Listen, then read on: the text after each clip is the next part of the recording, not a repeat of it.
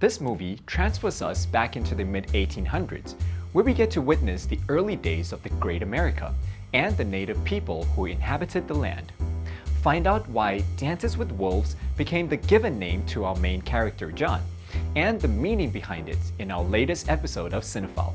And be sure to visit our Fun Day website for more.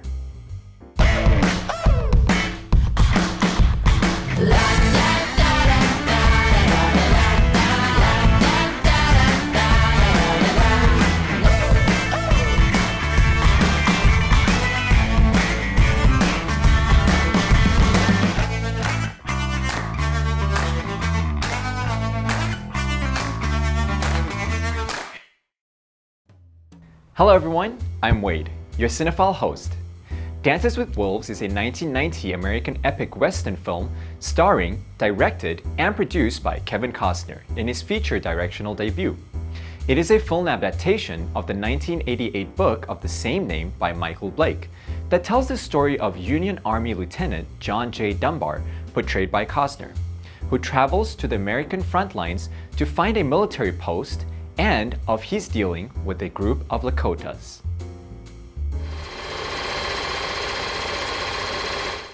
In 1863, First Lieutenant John J. Dunbar is wounded in battle at St. David's Field in Tennessee. Choosing death in battle over amputation of his foot, he takes a horse and rides up to and along the Confederate lines. Confederate forces fire repeatedly at him and misses, and the Union Army takes advantage of this distraction to mount a successful attack. Dunbar receives both a citation for bravery and medical care that allows him to keep his foot. He subsequently awarded Cisco, the horse that carried him during his suicide attempt, and his choice of posting. Dunbar requests a transfer to the western frontier so he can see it before it disappears. Lieutenant John J. Dunbar? Yes, sir. Yes, sir. Indian fighter, huh? Excuse me? Well, it says here that you're to be posted on the frontier. The frontier is Indian country. I quickly deduced that you're an Indian fighter. I did not ascend to this position by being stupid. No, sir. You never...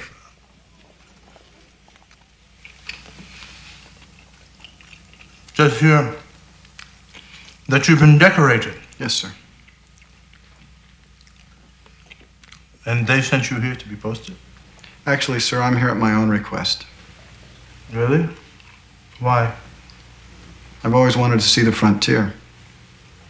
You want to see the frontier? Yes, sir. Before it's gone. The Major agrees to post Dunbar to the furthest outpost under his jurisdiction, Fort Sedgwick, and kills himself shortly afterwards. Dunbar travels with Timmons, a mule wagon provisioner. They arrive to find the fort deserted. Despite the threat of nearby native tribes, Dunbar elects to stay and man the post himself. He begins rebuilding and restocking the fort, and prefers the solitude, recording many of his observations in his diary.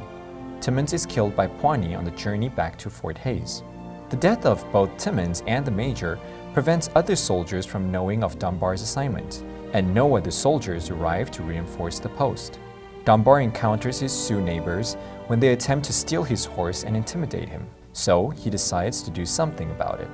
I realize now that I have been wrong. All this time I've been waiting. Waiting for what? For someone to find me? For Indians to take my horse? To see a buffalo? Since I have arrived at this post, I have been walking on eggs. It has become a bad habit and I am sick of it. Tomorrow morning I will ride out to the Indians. I do not know the outcome or wisdom of this thinking, but I have become a target, and a target makes a poor impression. I am through waiting.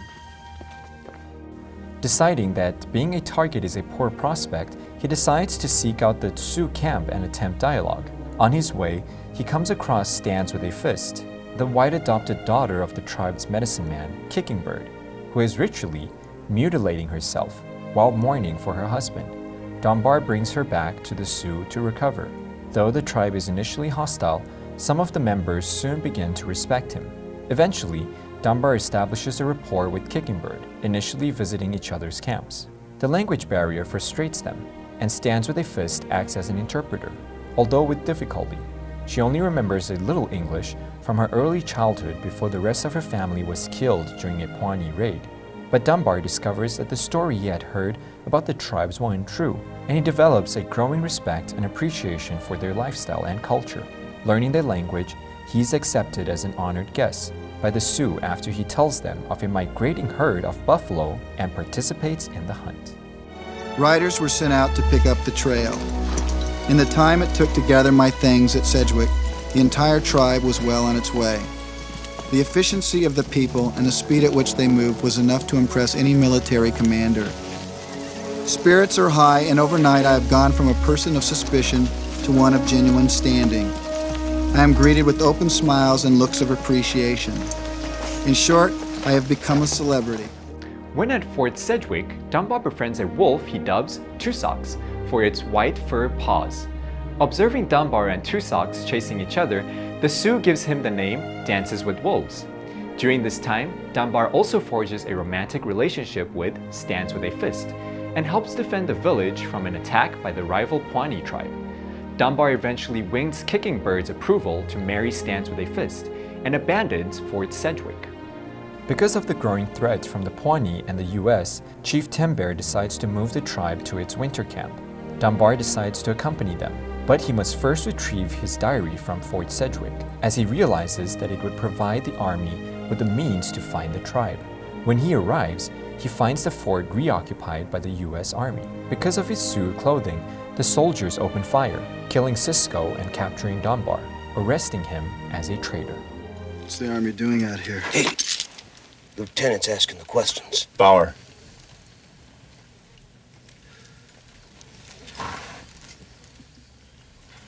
We're charged with apprehending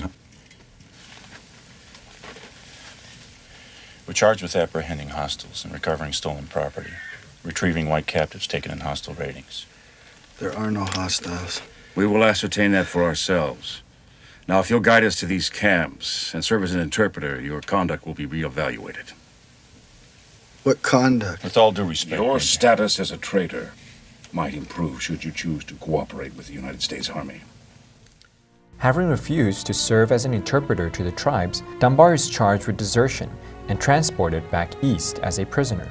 Soldiers of the escort shoot Tussoks when the wolf attempts to follow Dunbar, despite Dunbar's attempt to intervene. That's it, I got him, I got him! Dead shot, boys, come on! Son of a bitch! Bobby! Get up! Edward, where you going? Edward! Get up! I'm gonna shoot! Get up! Bobby, I mean to get up! Bobby! Get up! Come on, get up! Bobby! What? You bash that prisoner one more time, I'll put those shackles on you. You men get back here! God damn it! Eventually, the Sioux track the convoy, killing the soldiers and freeing Dunbar. They assert that they do not see him as a white man, but as a Sioux warrior called Dances with Wolves. At the winter camp, Dunbar decides to leave with Stands with a Fist because his continuing presence would endanger the tribe. As they leave, Smiles-A-Lot returns the diary, which he recovered during Dunbar's liberation, and Wind in his hair shouts to Dunbar, reminding him that he is Dunbar's friend, a contrast to their original meeting when he shouted at Dunbar in hostility.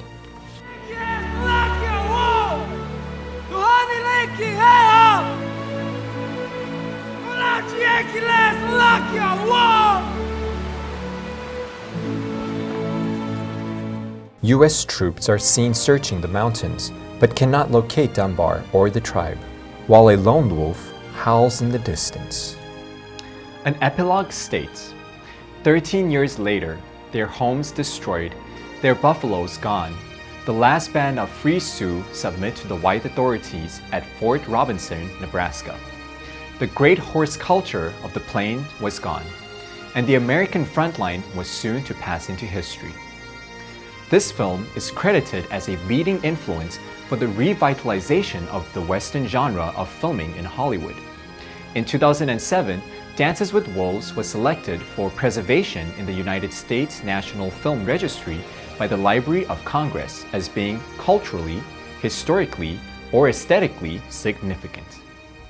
接下来 Ruby 要揭晓今天电影迷与狼共舞 Dances with the Wolves 要教我们些什么。So Ruby, what's the first thing you think of when you heard the name of this movie? I couldn't believe it's a person's name. I see what you mean. 有点像卧虎藏龙，这个应该是在讲一个情境才对吧？ It's actually very interesting how Native Americans give and get their names. Oh yeah? Well, do tell.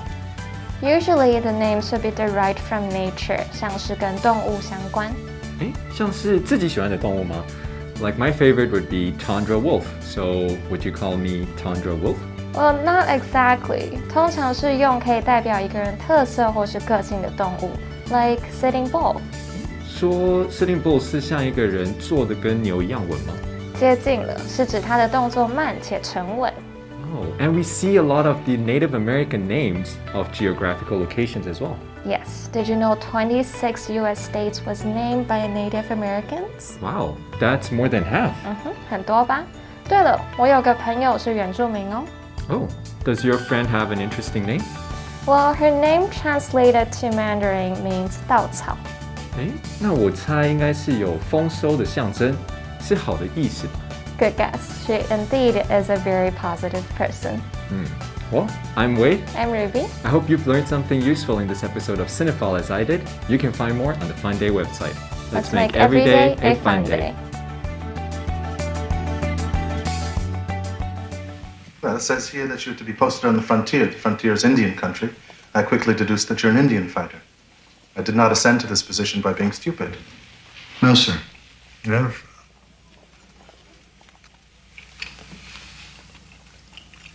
Says here that you've been decorated, Yes, sir. and they sent you here to be posted. Actually, sir, I'm here at my own request. Really? Why? I've always wanted to see the frontier. You want to see the frontier? Yes, sir. Before it's gone.